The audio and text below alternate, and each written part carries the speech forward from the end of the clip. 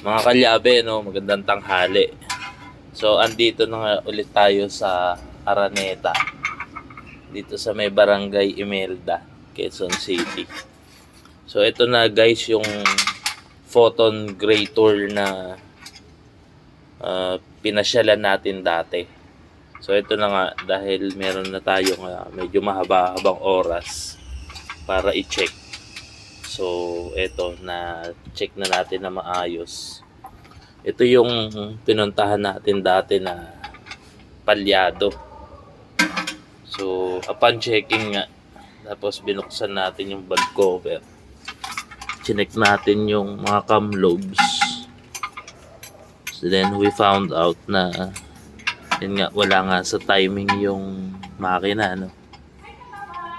Bagong palit kasi daw tong timing chain nito. So, yun nga. Kita natin na wala sa timing. So, yun. Binabaklas ng ating kaibigan ngayon yung crankcase para mahugot na tong chain cover. Tapos, i-retiming natin yan, no? So, yun. Update ko kayo later, mga kalyabe. So yun guys, update lang no dito sa Photon Gray Tour. Nakita na nga kung ano yung problema, ba't namamadya. Ito kasi yung sasakyan na to, hindi na video kanina. Aandar siya pero malakas ang palya, tapos mamamatay. Yun nga, yung check is timing, wala sa timing. So ngayon nabaklas na, i-retiming na rin to mga kalyabe, no. So, ito kasi yung timing niyan, no? Ayan. So, itong cam, dahil timing chain yan,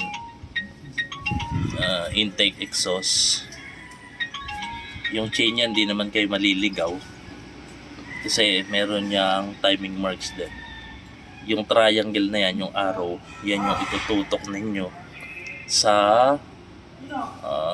marker ng timing chain.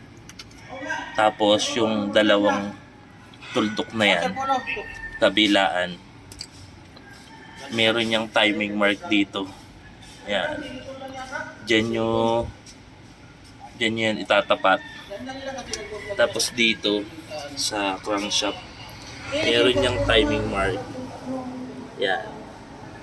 Yan, timing mark dito. Yan. Para sa crankshaft dito. Pagtatapatin niya yung dalawa na yan. Tapos, importante kasi sa ganito, no, mga kalyabe. Dapat marunong tayo magbasa ng cam lobe para makasigurado. Yung cam lobe sa cylinder number 1, ano, kung titingnan ninyo yung pwesto, para sila magkatapat. Ewan ko kung kita. Medyo nahirapan ako sa pwesto. Yan. Basta ang basa dyan is beginning of intake, ending of exhaust. So magsisimula yung cam lobe ng intake sa cylinder number 1. Tapos yung exhaust naman, yung cam lobe sa exhaust, patapos na. So yun. Beginning of intake, ending of exhaust. So ganun siya basahin para hindi rin kayo malito. Ano yun? Para assurance ba? Para sigurado. Bukod sa timing mark, makikita natin dito sa cam lobe number 1. So yun lang guys, bubuuin na to. Update ko ulit kayo mamaya. Thank you mga kalyabe. Mga kalyabe, no, bago natin buuin yan, iikutin muna natin yan para sigurado.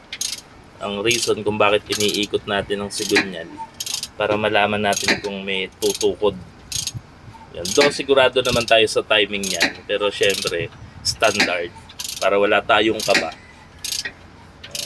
Iikutin natin yan. Huwag natin kakalimutan yan mga kalyabe.